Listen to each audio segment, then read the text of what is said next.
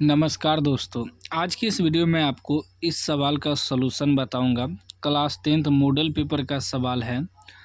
निर्देशांक ज्यामिति का कर यदि बिंदुएं P -2, 1 Q x, y तथा R 4, -1 संरेखी है तथा x y बराबर 1 तो x तथा y का मान ज्ञात करें। ठीक ना।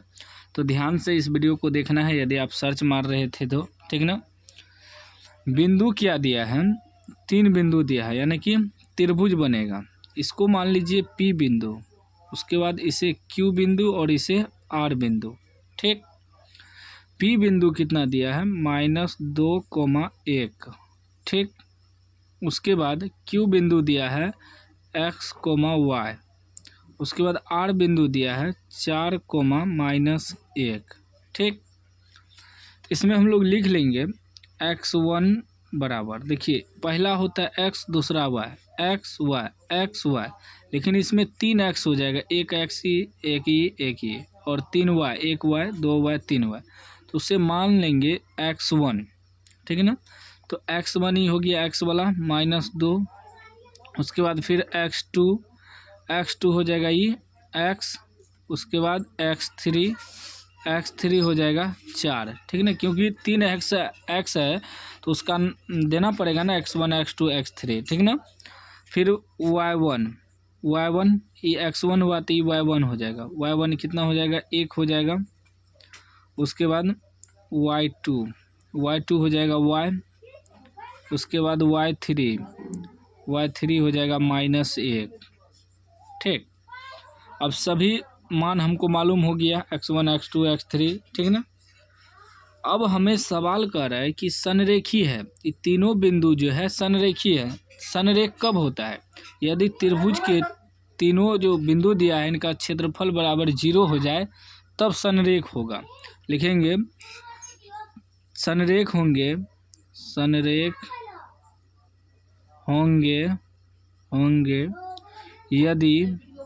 यदि त्रिभुज का क्षेत्रफल बराबर 0 हो जाए तब यह बिंदु जो है संरेख होगा। तीनों बिंदु P Q R। तो त्रिभुज का क्षेत्रफल का सूत्र होता है, उसको लिखते जाएंगे। जो सूत्र होता है 1/2 बड़ी ब्रैकेट में लिखेंगे x1, फिर छोटी ब्रैकेट में y2 घटा y3 ब्रैकेट बंद प्लस x2, फिर इंटू y3 घटा y1 ब्रैकेट में, फिर प्लस x3, फिर y1 घटा y2। ठीक है ना। यह सूत्र होता है, ये त्रिभुज का क्षेत्रफल का सूत्र। इतना बराबर क्या रखेंगे, 0। ठीक है ना। 1/2 x1 y2 घटा y3 ब्रैकेट में, फिर प्लस x2 y3 घटा y1 प्लस x3 y1 घटा y2। ठीक है ना। अब देखिए बैठाइए मान 1/2 x1 कितना है, -2 है।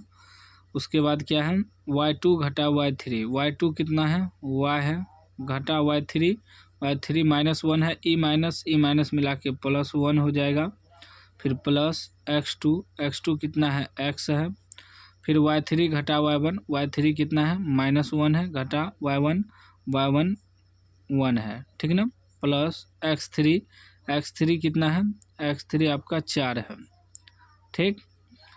y1 घटा y1 कितना है, 1 है, घटा y2 कितना है, y है। ठीक, बराबर 0। अभी हो जाएगा 1/2।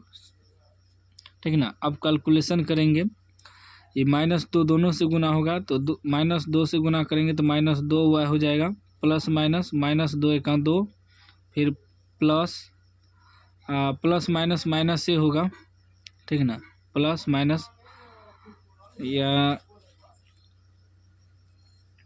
गुना करिए तो -1 से गुना करेंगे तो -x से, फिर प्लस माइनस x से हो जाएगा। ठीक ना। उसके बाद प्लस 4 गुना 1 करेंगे 4, घटा 4 गुना y करेंगे 4y, इतना बराबर 0। ठीक ना। उसके बाद देखिए थोड़ा बड़ा सवाल होगा, 1/2 अब एक्स एक्स के साथ जोड़ दीजिए, वाई वाई के साथ और अंक अंक के साथ। तो माइनस माइनस दोनों माइनस ही है तो माइनस माइनस प्लस होता है, लेकिन चिन्ह माइनस का ही लगता है। तो माइनस माइनस प्लस, चिन्ह माइनस का, एक्स एक्स 2x हो जाएगा। फिर वाई वाला देखिए, -4y -2y दोनों माइनस में है, माइनस माइनस प्लस लेकिन चिन्ह माइनस का, 4 2 6y हो जाएगा। अंक वाला देखिए, ये 4 प्लस में है, 2 माइनस में, 4 में से 2 घटेगा, 2 बच जाएगा, इतना बराबर 0, ठीक ना। जब इतना बराबर निकालेंगे, -2x -6y + 2 बराबर 0। ये 2 इधर भागा में है, इधर जाके गुना में होगा, एक ऊपर है तो एक नीचे आ जाएगा, ठीक ना। ये 2 जो है इधर गुना में है तो उधर, सॉरी इधर भागा में है 2, उधर जाके गुना होगा, जो ऊपर है वो नीचे आ जाएगा, बराबर के उपगल जाएगा। तो ये हो गया -2x -6y + 2 बराबर, अब टोटल 0 से गुना करेंगे तो 0 हो जाएगा। इसमें भी देखिए -2 कॉमन ले लेंगे तो बचेगा x, माइनस निकाल लिए तो प्लस हो जाएगा, 3 दूनी 6, 3y हो जाएगा। अब -2 निकाल लिए हैं तो -1 बचेगा, 1 1 का 1, ठीक ना।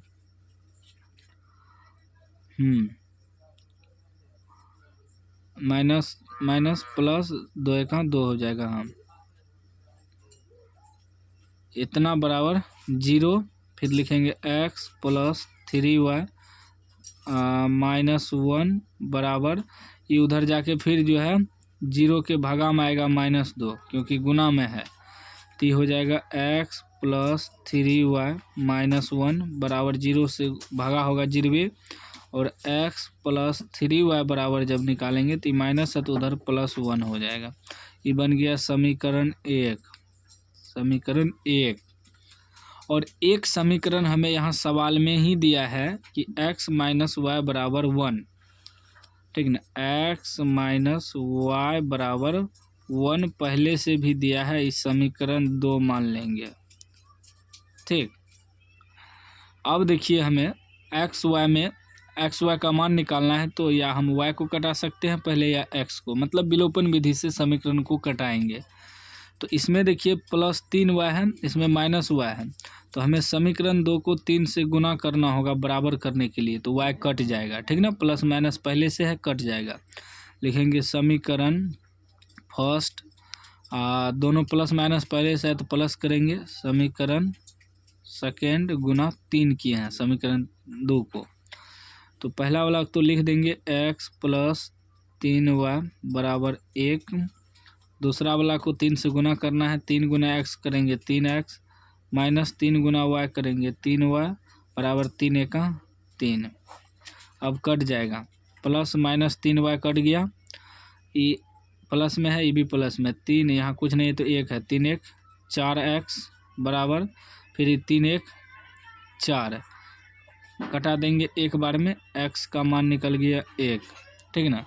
अब यहाँ लिखेंगे x का मान समीकरण 1 में रखने पर, समीकरण 1 क्या निकला है, x + 3y बराबर 1, x + 3y बराबर 1, ठीक ना।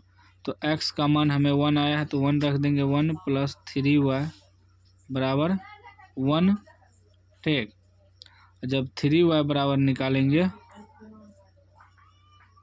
3y बराबर तो 1, ये उधर जाएगा तो फिर -1 हो जाएगा, मतलब 3y बराबर 0, और जब y बराबर निकालेंगे तो 0 के बटे में 3 यानी कि 0।